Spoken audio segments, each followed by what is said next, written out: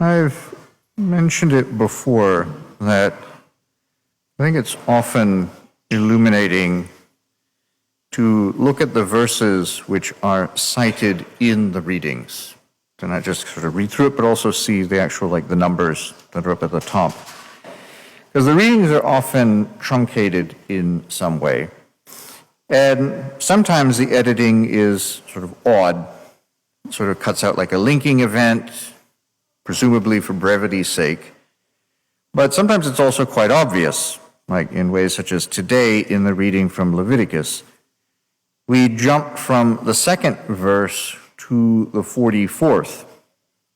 And if you read through the intervening verses, it's quite obvious as to why they were kept out of the liturgy, because it's verse after verse of basically a medical diagnostic description of various skin lesions, sores, and the like, to help the priest to be able to determine whether or not a person was diseased with something dangerous for the community, or whether they were simply suffering from something that was either benign or temporary. And it gets rather granular, describing the various scabs and lesions, and then instructing how often they are supposed to be inspected to determine what they are. And for my own ease of mind, actually, in this part of the text, it states that when a man loses the hair on his head, he is simply bald on the crown and not unclean. So too, if he loses the hair on the front of his head, he is simply bald on the forehead and not unclean. So that's Leviticus 13:41, if anyone needs it. The other one, if anyone else needs it, is 2 Kings 2:23. It's the other scriptural verse to reference for baldness, and I'll let you all look that up later. Now, while all of this has the appearance and character generally of an ancient medical diagnostic text, we should note that the focus is on cleanliness, not infectiousness or disease as such. Because nowadays we tend to sort of conflate the two things together, and we presume that all of these ordinances about purity were basically derived from medical needs. And some doubtless are. What we now specifically call leprosy is not just the other skin conditions like what we would call psoriasis or the like, which Leviticus describes.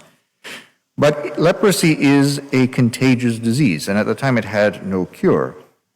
So there's a direct connection between the two, since one obviously involves a withering away and a death of the individual, but also of the community, because it is one that spreads through other people. And there might have been some connections with things like the prohibition against pork, because it sort of spoils more quickly than other meats. But a lot of what was unclean was not necessarily unhealthy.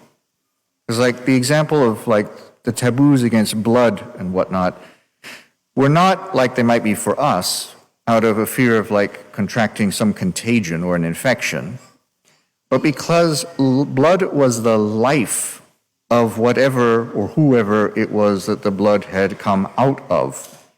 And so to have it apart from the living thing was unnatural, not just that it was gross or infectious. And that's why blood was so central for sacrifice and purification. And this is important in the context of today's gospel, because the leper who comes before Christ does not ask to be made healthy, but he asks to be made clean. So it's not just physical well-being that is his concern, but it's that break in communion with the rest of the nation that keeps him apart from other people. He doesn't just want to feel better, but he wants to return home.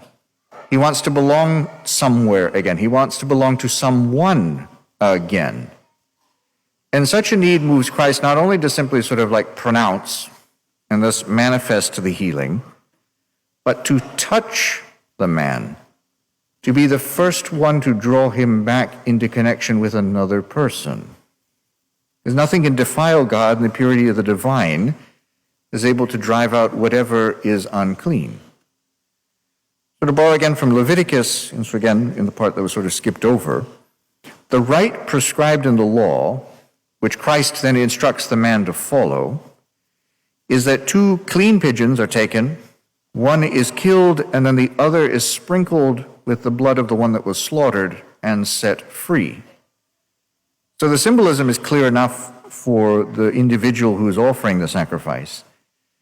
But it has something of an irony here in the gospel, because the man who is now set free, instead of keeping quiet about it, as Christ asked, goes and tells everyone. So now the man who was formerly trapped beyond the bounds of the community, who had to go and announce unclean, unclean, and keep everyone away from him, is now brought back into the community. He's among his own people.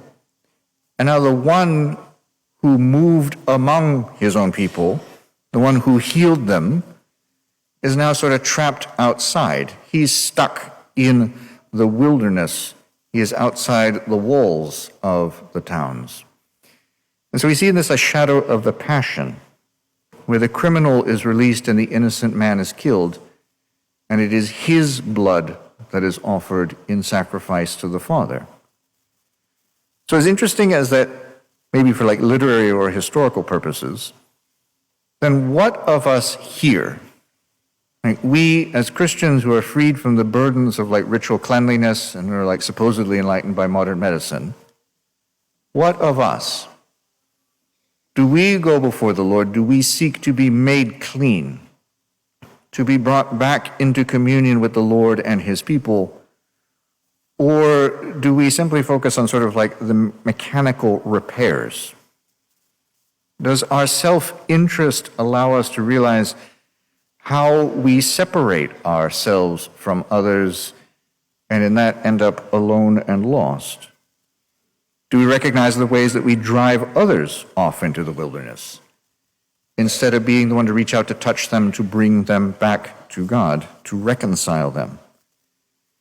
As Lent approaches this week, then, do we know how to approach the Lord in that holy season? When we encounter him who has gone off into the wilderness, what will be our request? Will it be for something petty, some simple fix in the moment? Or will it be something that reaches down into the depths of who we are, that causes us to hand over all that we are to him? Do we recognize our true need well enough to be able to open up ourselves to the Lord, and in that way to allow ourselves not only to be healed, but to truly be made clean?